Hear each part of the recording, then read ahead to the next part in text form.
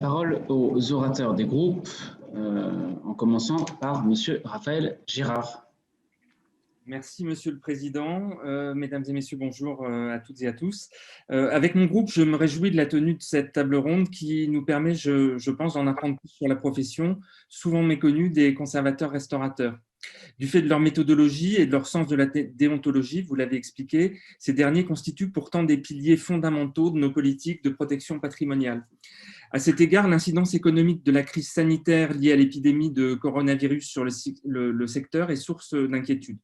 Les études réalisées par le Centre de sociologie des organisations de Sciences Po révèlent que les entreprises de conservation-restauration qui montraient déjà des signes de faiblesse avant la crise ont une situation qui s'est aggravée du fait de l'arrêt ou du report des chantiers liés à la première période de confinement, qui ont pesé sur l'activité des conservateurs-restaurateurs, dont le manque d'identification par les pouvoirs publics, ce qui nous renvoie au Code NAF, a pu générer des difficultés d'accès aux dispositifs de soutien mis en place par le gouvernement. Or, l'affaiblissement de la profession pourrait s'accompagner à terme d'une perte de compétences pourtant indispensable au maintien de l'excellence et de la renommée française en matière de valorisation du patrimoine dans les territoires. Aussi, à l'heure où le gouvernement investit massivement en faveur de la conservation et de la restauration du patrimoine, près de 2 milliards d'euros au titre du plan de relance, je crois qu'il est important de mettre en place les mesures d'accompagnement adaptées.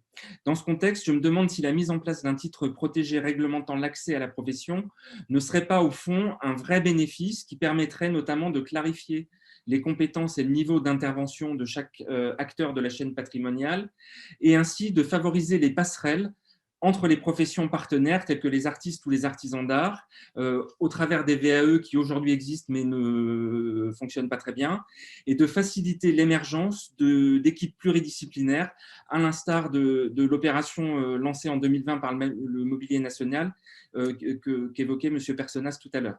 Et puis, juste une question sur le Code NAF, une précision que je vous demande.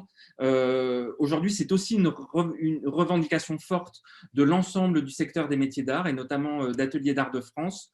Nous sommes bien d'accord que quand vous parlez d'un code NAF pour la profession des conservateurs-restaurateurs, ce serait un code spécifique au sein d'une grande famille qui serait les métiers d'art.